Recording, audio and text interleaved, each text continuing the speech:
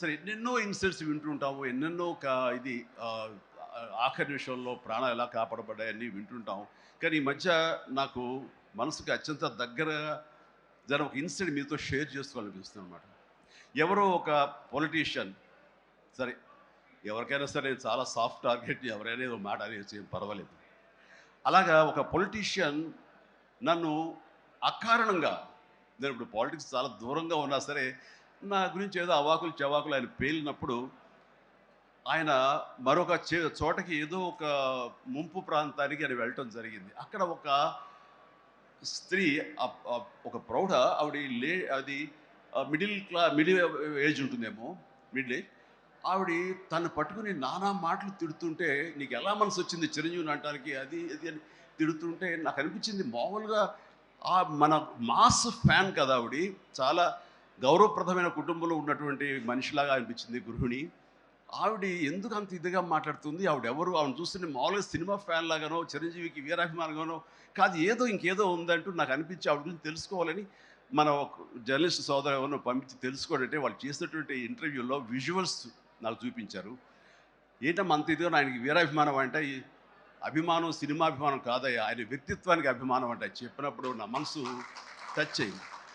ఏంటమ్మా అంత ఇదిగా ఏంటమ్మా ఆయన మీకైనా సహాయం చేశాడు, ఏం చేశాడు, సహాయం చేయటం అయ్యా, నా బిడ్డ ప్రాణాలను కాపాడాడు అని అన్నప్పుడు, ఏ విధంగా ఏంటి అని అన్నప్పుడు, నా బిడ్డకి రాజమండ్రిలో దగ్గర ఒక పల్లెటూరిది, రాజమండ్రిలో కానీ కాకినాడలో కానీ నా బిడ్డకి ప్లేట్లెట్స్, డెంగ్యూ వచ్చేసి ప్లేట్లెట్స్ బాగా డౌన్ అయినప్పుడు వితిన్ అవర్స్ నా బిడ్డ కనుక ప్లేట్లెట్స్ సమయానికి అందకపోయి ఉంటే కనుక వాడు ఏమైపోయాడు, పాటిగా దూరం అయిపోయేవాడు. అంటే ఒక 8 ఏళ్ల బాలుని అబ్బాయిని పిలిచి పక్కన కూర్చోబెట్టుకుని ఆ తల్లి చెప్తుంది, మరి ఎవరో చెప్పారు చిరంజీవికి ఫోన్ చేయపోయావమ్మని. నేనేంటి చిరంజీవి ఫోన్ చేయటువంటి, ఎక్కడ నుంచి చేయగలను, ఆయన ఎక్కడో ఉంటాడు, ఎలా చేయాలి ఫోన్ అని తెలియని పరిస్థితుల్లో, లేదమ్మా బ్లడ్ బ్యాంక్ చేయి, వాళ్ళు ఖచ్చితంగా ఎత్తుతారు ఫోను, నీకు కావాలి సహాయం చేస్తారంటే, వాడు గంటల్లో కావాలి, అది ఎక్కడో ఉంది హైదరాబాద్లో, ఎలాగొస్తుందో అనుకున్నాను. కానీ అయినా సరే ఎక్కడో ఆశ చావక ఫోన్ చేయడం జరిగింది. ఫోన్ చేసిన తర్వాత అక్కడ స్పందించి అక్కడ సిబ్బంది వెంటనే రాజమండ్రి పరిసర ప్రాంతాల్లో ఉన్న అభిమానులు, ఆ బ్లడ్ గ్రూప్ ఎవరికైతే ఉందో అభిమానుల్ని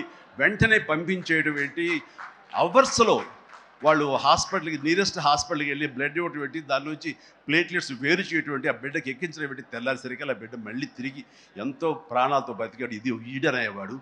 ఆయన కనుక సమయానికి చేయకపోయి ఉంటే నా బిడ్డ ఏమైపోయాడు. అలాంటి మనుషుల ఈ తుచ్చులు నీచులు కలిసిందని మాట్లాడతారు.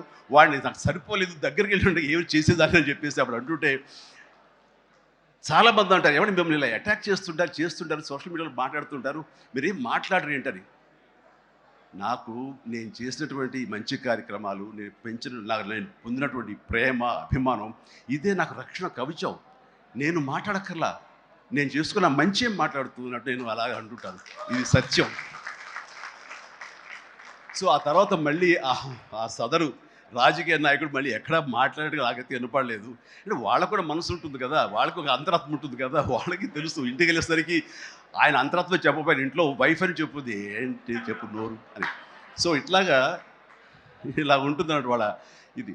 సో మనం మాట్లాడక్కర్లేదు, మనం చేసుకుంటూ వెళ్ళిపోతూ ఉంటే కనుక ఎవరైతే ఇలాంటి రాతలు కానీ చేతలు కానీ మాటలు కానీ అంటారో వాళ్ళకి అదే సమాధానం. అందుకని నేను ఎప్పుడు దేనికి స్పందించను, అవసరం నాకు లేదు.